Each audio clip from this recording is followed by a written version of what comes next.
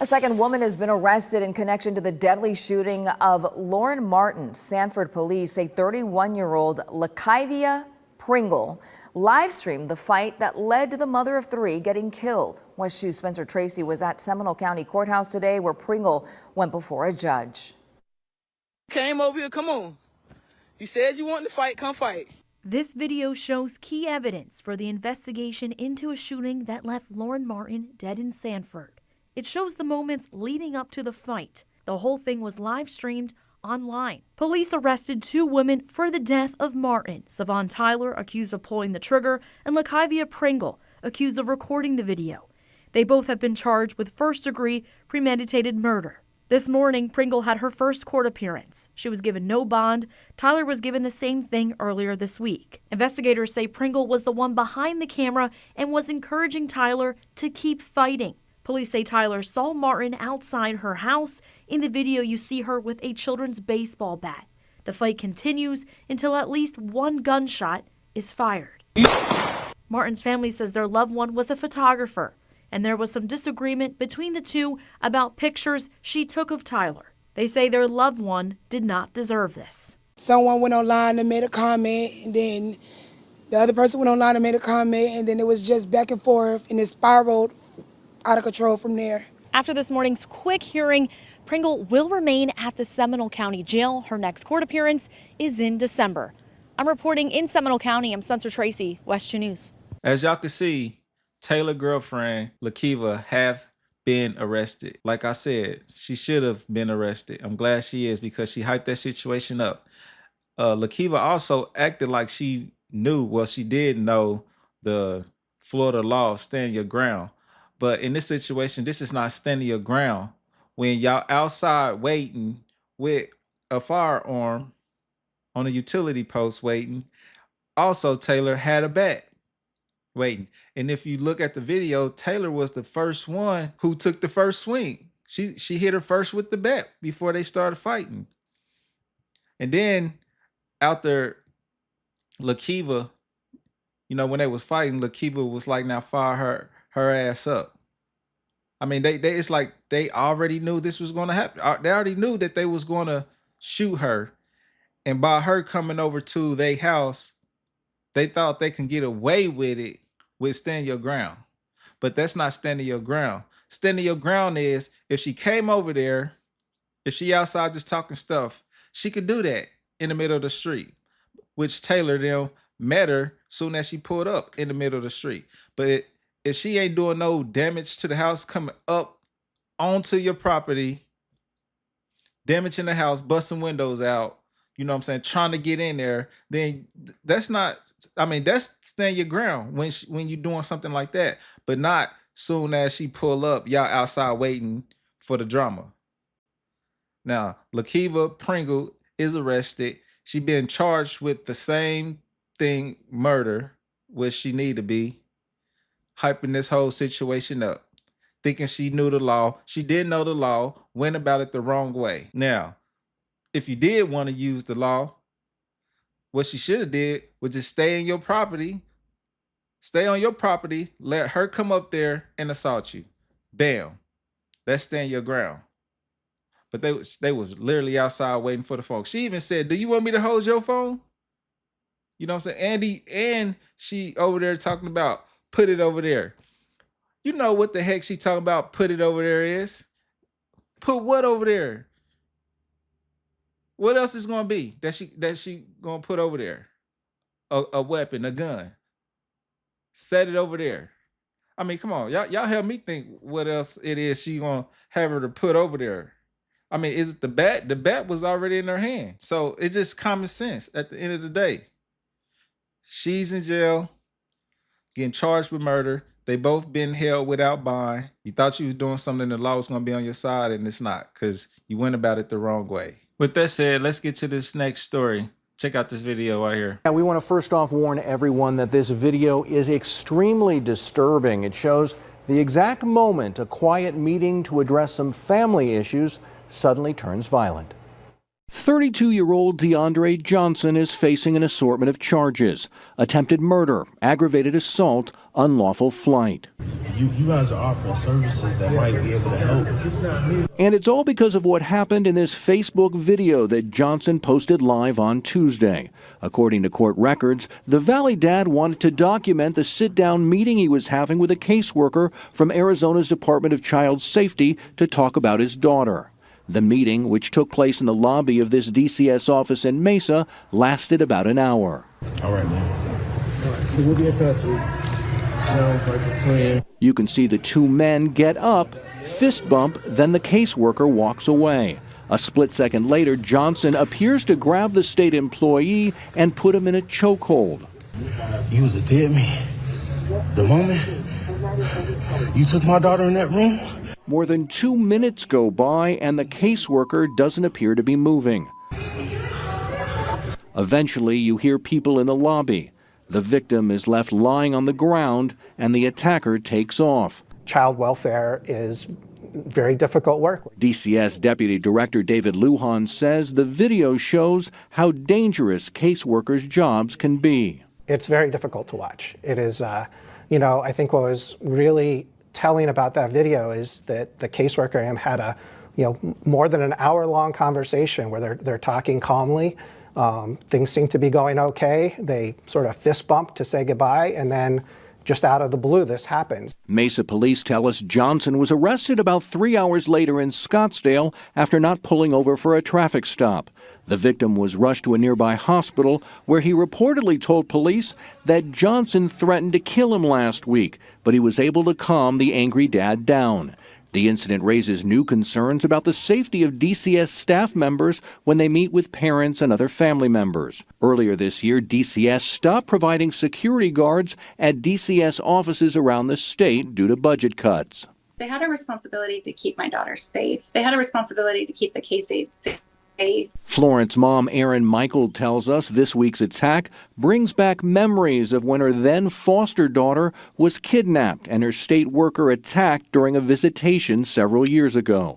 She says the latest incident shows the need to step up security for caseworkers. And especially knowing that this father had made threats a week prior to the case aide. That was the same in our case. The birth mom had made threats to the case aide, and they were silenced. No one did anything to make sure that all parties were safe.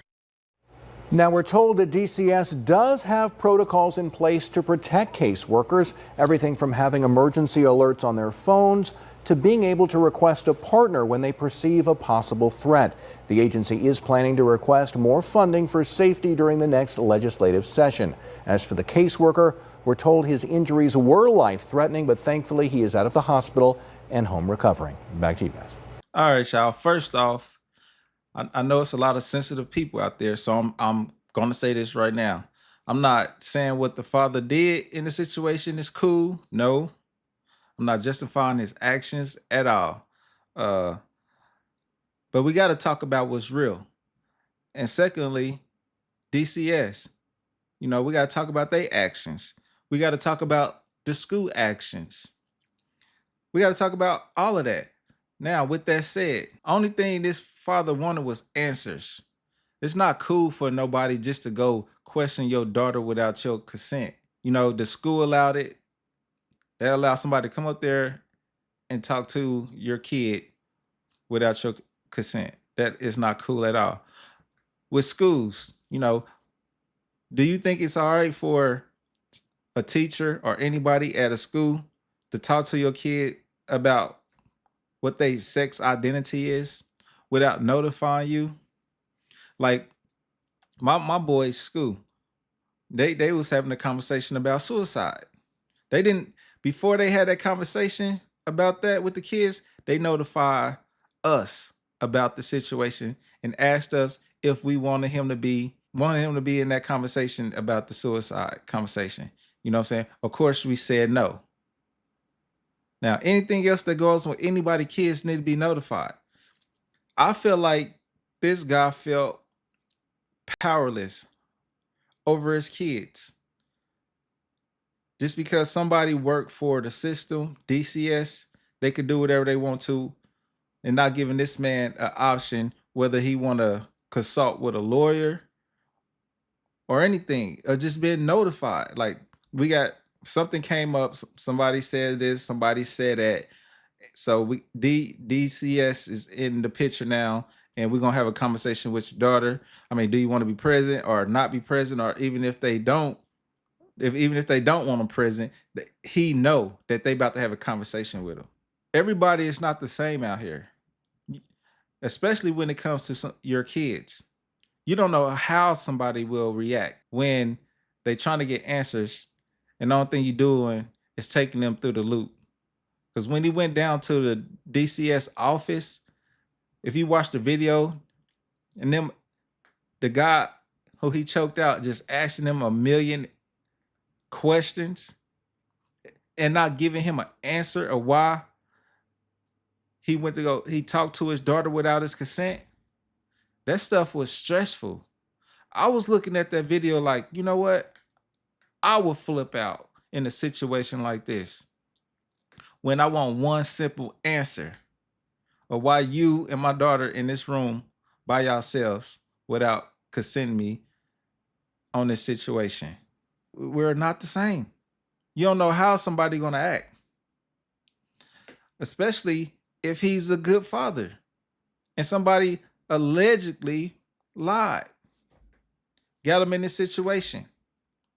And now the state could come in, feel like they could do whatever they want to without letting you know. It's like, do they fear you because you a strong, dominant man and you don't take no stuff from nobody? I mean, come on now. We got to look at it all. You know, like I said, I understand DCS and all them, they got a job to do, but it's a way to go about your job. You know what I'm saying? Making sure you taking the right steps before you go talk to somebody's kids. If you got to let the parents know, you got to let the parents know. If you had an opportunity to go talk to a lawyer, all right, get a lawyer, then hey, bring a lawyer in and let's make this happen. You can't make nobody feel powerless or have no control when it comes to their kids. Let's get to this next video. It is a shocking video. First uncovered by 12 News, the violent assault of a state employee live streamed for everyone to watch. Tonight, 12 News is learning more about what prompted this man, DeAndre Johnson, to nearly choke a Department of Child Safety caseworker to death. 12 News journalist Sean Rice spoke with a family member today who says Johnson had been trying to get answers on an incident that involved his daughter. Sean, what's going on? Yeah, Mark and Creepy, that's right. DeAndre Johnson's aunt, Lisa Welch, told me today he had become enraged with the Arizona Department of Child Safety after a caseworker approached his daughter at school, brought her into a room, and questioned her about his parenting. Now, the aunt does not condone Johnson's actions, but she says he had been trying to get answers from DCS for days and ultimately never got them.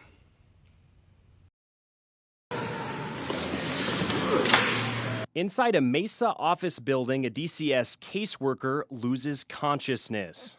You was a dead man. DeAndre Johnson films himself choke out the DCS worker for several minutes before onlookers prevent him from hurting him even more. One day before this violent assault, Johnson took to Facebook to express his frustration over the very same caseworker approaching his daughter at her school. You damn right I'm mad. You damn right I'm mad. How much more information you need? Somebody that didn't work at the school took a 9-year-old girl into a room and there ain't no video or audio recording. What more information you need? You don't know right from wrong? Outside of her Scottsdale apartment, his aunt, Lisa Welch, declined our request to go on camera, but she says Johnson didn't find out about the closed-door meeting with his daughter until she told Johnson about it.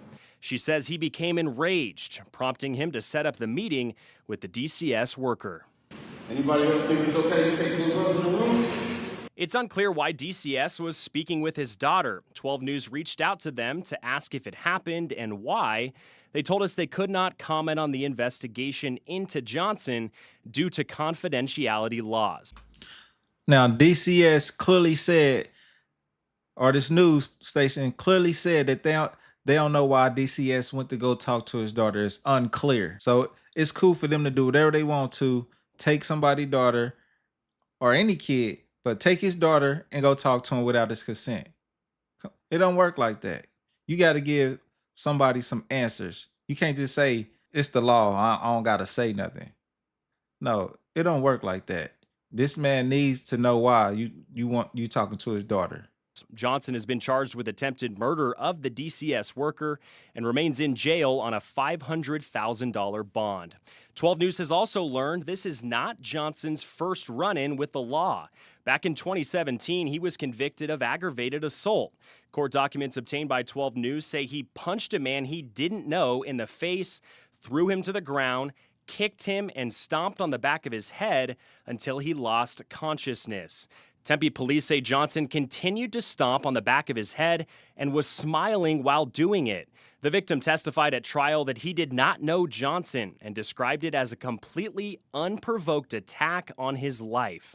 Johnson was sentenced to nearly a year in jail and 4 years on probation after his release. Now, in a statement on the violent assault of their caseworker, the Department of Child Safety says their staff are constantly working under challenging circumstances with the ultimate goal of strengthening families and ensuring Arizona children can thrive. They add that a comprehensive review of this incident is currently underway to, quote, prevent it from happening again. All right, y'all. One thing I'm tired of with these news stations that they always got to bring up somebody past of what they did. Him whooping somebody's ass and going to jail for it don't got nothing to do with him protecting his daughter the way that he see fit. I mean, which I don't justify. You know, the DCS worker, you know, my condolences go out to him. I'm happy that he survived it.